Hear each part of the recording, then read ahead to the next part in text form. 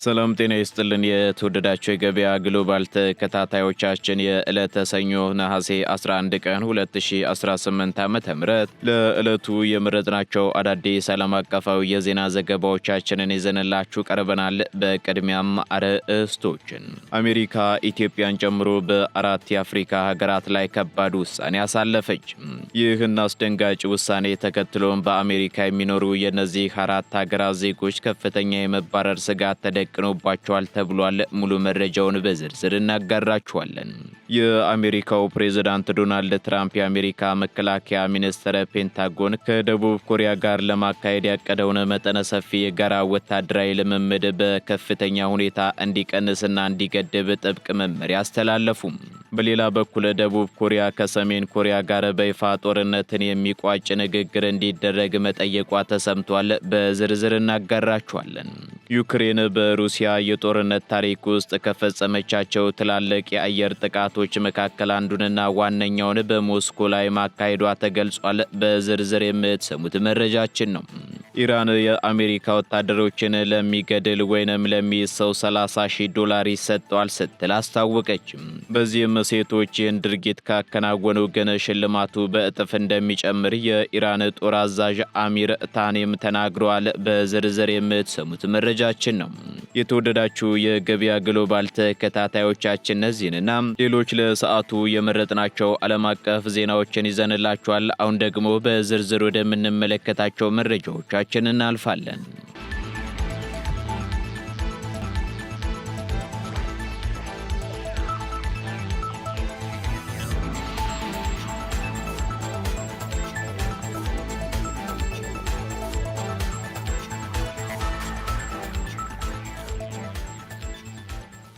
አሜሪካ ኢትዮጵያን ጨምሮ በአራት የአፍሪካ ሀገራት ከባድ ውሳኔ አስተላለፈች።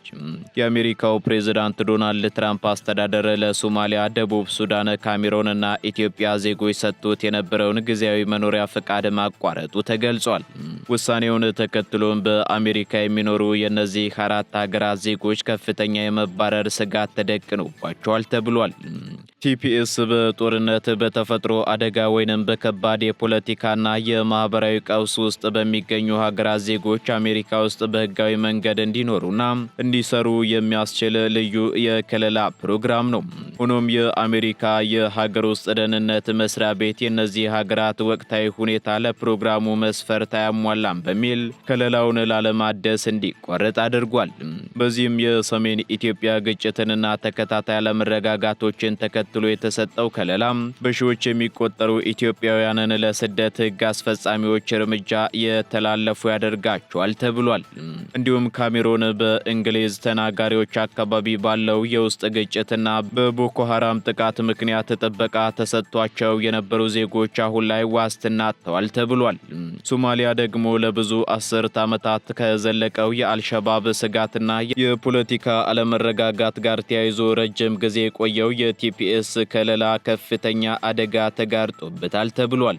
በተጨማሪም ደቡብ ሱዳን በሀገሪቱ ባለው የእርስ በርስ ጦርነትና የሰብአዊ መብት ቀውስ ምክንያት ጥበቃ ተደርጎላቸው የነበሩ ዜጎች ውሳኔው ሰለባ ሆኗል ተብሏል።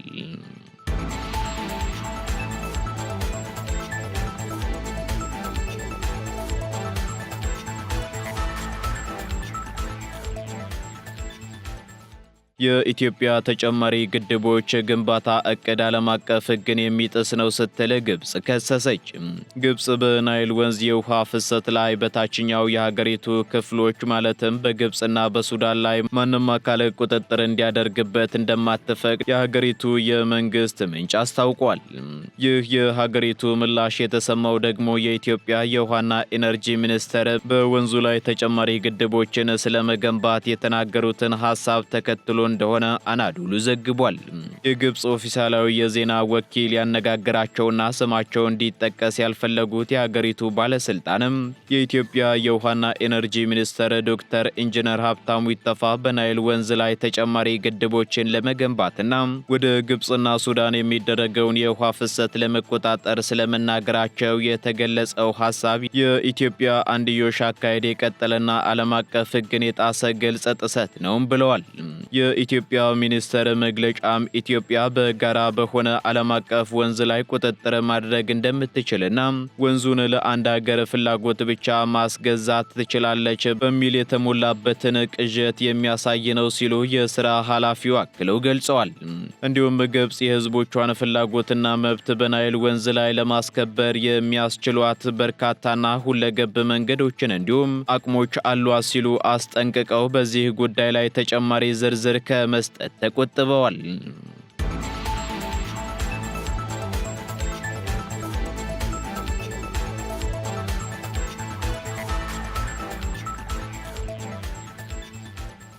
ኢራን የአሜሪካ ወታደሮችን ለመግደል ወይንም ለመያዝ 500,000 ራንድ ሽልማት አወጀች።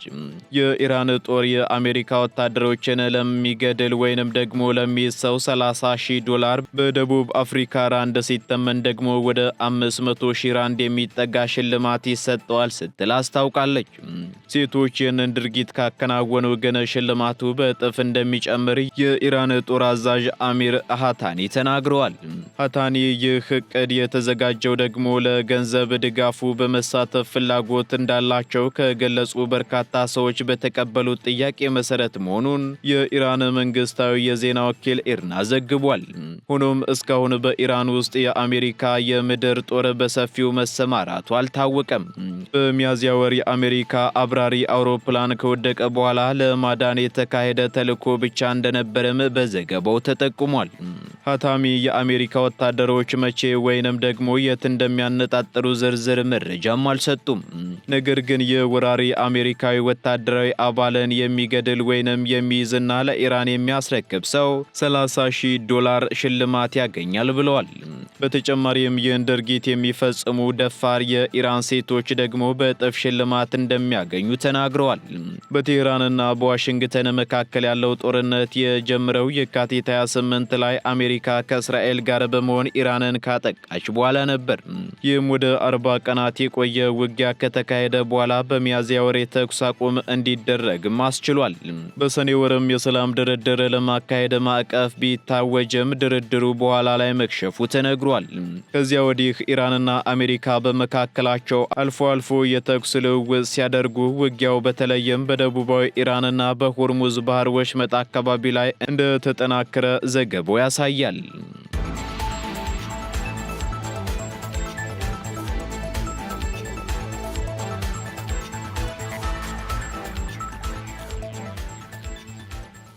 ትራምፕ ፔንታጎን ከደቡብ ኮሪያ ጋር የሚደረገውን ወታደራዊ ልምምድ በከፍተኛ ሁኔታ እንዲቀንስ አዘዙ። የአሜሪካው ፕሬዝዳንት ዶናልድ ትራምፕ የአሜሪካ መከላከያ ሚኒስቴር ፔንታጎን ከደቡብ ኮሪያ አጋሮቹ ጋር ለማካሄድ ያቀደውን መጠነ ሰፊ የጋራ ወታደራዊ ልምምድ በከፍተኛ ሁኔታ እንዲቀንስና እንዲገድብ ጥብቅ መመሪያ አስተላልፈዋል። ውሳኔው ደግሞ በዋሽንግተንና በሴኡል መካከል የነበረውን የቆየ የደህንነት ትብብር ጥያቄ ውስጥ የከተተ ከመሆኑ በላይ በኮሪያ ልክደ ደሴት የኃይል ሚዛን ላይ ደግሞ አዲስ አቅጣጫ ሊይዝ እንደሚችልም ተገምቷል። ፕሬዝዳንት ትራምፕ በትሩዝ ሶሻል የማህበራዊ ትስስር ገጻቸው ላይ ባሰፈሩት ዝርዝር መግለጫ ከሰሜን ኮሪያው መሪ ኪም ጆንግ ኡን ጋር ያላቸውን በጣም ጥሩና ገንቢ ግንኙነት እንደ ዋነኛ ምክንያት ጠቅሰዋል። ትራምፕ አክለውም እንደዚህ ያሉት መጠነ ሰፊ ወታደራዊ ልምምዶች ለአሜሪካ ግብር ከፋዮች ከፍተኛ የፋይናንስ ወጪ የሚያስወጡ ከመሆናቸውም በላይ በፒዮንግያንግ በኩል እንደ ተገቢ ያልሆነና አላስፈላጊ የጠላትነት ማሳያ ተደርገው ስለሚወሰዱ ውጥረትን እንደሚቀሰቅሱም ገልጸዋል። እንደ ፕሬዝዳንቱ ገለጻ ከሆነ ወታደራዊ ልምምዱ ሊጀመር ጥቂት ሰዓታት ብቻ የቀሩት በመሆኑ ሙሉ በሙሉ እንዲሰረዝ ማድረግ አልተቻለም ነው የተባለው። በዚህም ምክንያት ለመከላከያ ሚኒስትራቸው ፒቴክሴት ባስተላለፉት ቀጥተኛ መመሪያ የልምምዱ መጠን፣ የተሳታፊ ወታደሮች ቁጥርና የወታደራዊ ቁሳቁሶች ስፋት በከፍተኛ ደረጃ እንዲቀንስ ተደርጓል። በሌላ በኩል ትራምፕ ለዚህ ውሳኔያቸው ተጨማሪ ተጨማሪ የጂኦፖለቲካዊ ምክንያት በማንሳትም በደቡብ ኮሪያ ኢራንን ከኒውክለር መሳሪያ ነፃ ለማድረግ በሚደረገው የአሜሪካ ዓለም አቀፍ ጥረትና ዘመቻ ውስጥ ንቁ ተሳትፎ እንድታደርግ የቀረበላትን ጥያቄ ውድቅ ማድረጓን ጠቅሰዋል። ይህ የሴኡል አቋም ደግሞ በሁለቱ ሀገራት መካከል ባለው የዲፕሎማሲ ግንኙነት ላይ ቅሬታ መፍጠሩን አስገንዝበዋል። ይህ ያልተጠበቀ ውሳኔም በአሜሪካና በደቡብ ኮሪያ የወታደራዊ ባለስልጣናት ዘንድ ከፍተኛ ግራ መጋባትን የፈጠረ ሲሆን የደህንነት ተንታኞች በበኩላቸው እርምጃው አሜሪካ በምስራቅ ኤስያ ያላትን ስትራቴጂካዊ ተጽዕኖና የጋራ መከላከያ ዋስትናን ሊያዳክም እንደሚችል በማስጠንቀቅ ላይ ይገኛሉ።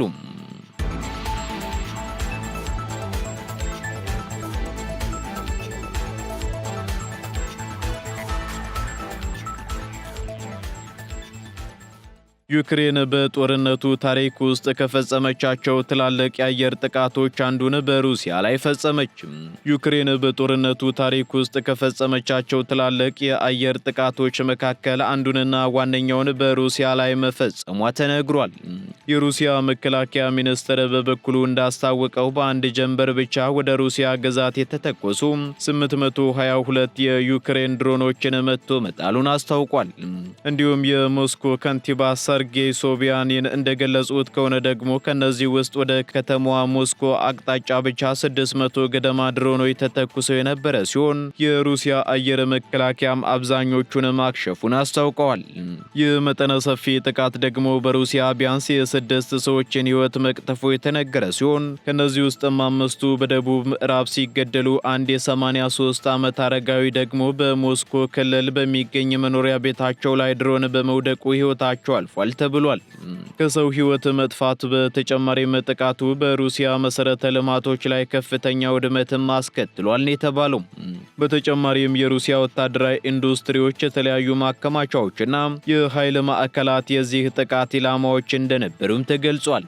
በሌላ በኩል ሩሲያም በዩክሬን ከተሞች ላይ አጸፋዊ የምላሽ ጥቃት የሰነዘረች ሲሆን በክሪቪ ሪህና በሱሚ ከተሞች ላይ በተፈጸመው የሚሳኤልና የድሮን ጥቃትም የበርካታ ዩክሬናውያን ዜጎች ሕይወት ማለፉንና መቁሰሉን ሪፖርት ተደርጓል። በተጨማሪም በዚህ የሩሲያ ጥቃት ምክንያት በዋና ከተማዋ ኬቭ የሚገኝ ታዋቂ የመጽሐፍ ገበያ በእሳት ሊጋይ ይችሏል የተባለው።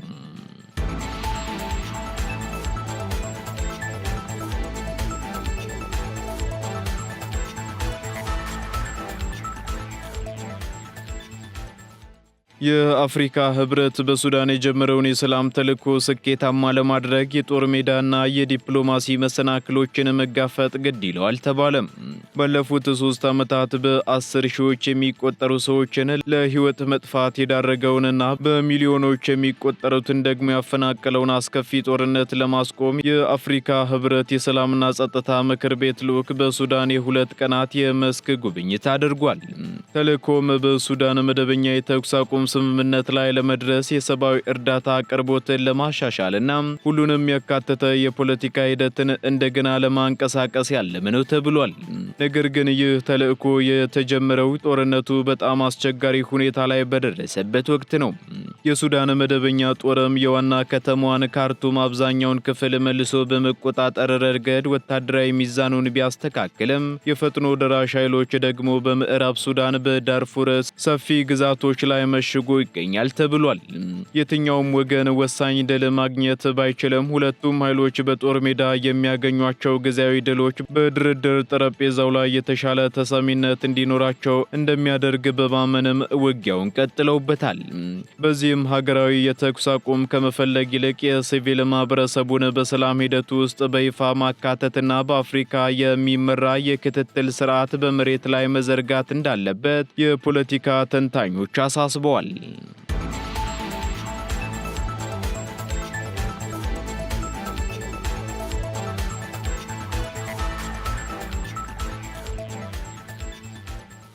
ቀጥለናል። የተወደዳችሁ የገበያ ግሎባል ተከታታዮቻችን ወደ መጨረሻው ዝርዝር መረጃችን ስንሸጋገር ደቡብ ኮሪያ ከሰሜን ኮሪያ ጋር በይፋ ጦርነትን የሚቋጭ ንግግር እንዲደረግ መጠየቋ ተነገረ። የደቡብ ኮሪያው ፕሬዝዳንት ሊ ጄ-ማዩንግ ከጎረቤታቸው ሰሜን ኮሪያ ጋር ለመወያየት ጥያቄ ማቅረባቸው ተሰምቷል። ውይይቱም በሁለቱ ሀገራት መካከል በተወሰነ ደረጃ ያለውን ጦርነት በይፋ ለማቆም ያለመን መሆኑንም አስታውቀዋል። በሁለቱ ሀገራት መካከል ባለው ከወታደራዊ ቀጠና ውጪ የሆነ ድንበር ላይ ግጭት እንዳይነሳ ዘርፈ ብዙ የደህንነት ስርዓት ለመዘርጋትም ሐሳብ እንደቀረበ ነው የተነገረው። በተጨማሪም የሰሜን ኮሪያን የኒውክሌር ፍላጎት ለመግታት ተግባራዊ መደረግ የሚችሉ መንገዶች ላይ መመካከር እንደሚያስፈልግም ተጠቅሷል። ሰሜን ኮሪያ ኒውክሌር መሸከም የሚችሉ ባሊስቲክ ሚሳኤሎችን በመተኮስ በተደጋጋሚ ሙከራ ስታደርግ፣ ይህ እርምጃ ደግሞ ደቡብ ኮሪያና ጃፓን ላይ የኃይል የበላይነት ለማሳየት የተደረገ ነው ተብሏል። የኮሪያ ባህር ገብ መሬትን በቁጥጥር ስር ያዋሉት ሁለቱ ሀገራት በአውሮፓውያኑ 1953 የተኩስ አቁም ስምምነት ተፈራርመዋል። የሰላም ስምምነት ስላልተፈራረሙ ግን ጦርነቱ አሁንም ድረስ እንደቀጠለ ይገኛል። በሁለቱ ሀገራት መካከል ባለው ከወታደራዊ ቀጠና ውጪ የሆነ ድንበር ላይም ግጭቶች ተነስተዋል። አካባቢውም በውጥረት የተሞላ ሆኖም ቀጥሏል።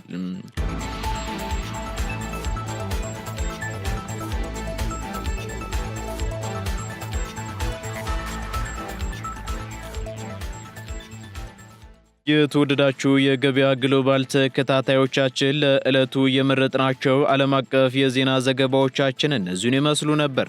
እንዲሁም አዳዲስና ተጨማሪ ዓለም አቀፍ የዜና ዘገባዎቻችንን ለማግኘት ታዲያ የገበያ ግሎባል እንድትከታተሉ እንጋብዛለን። ሰናይ ጊዜን ተመኘን።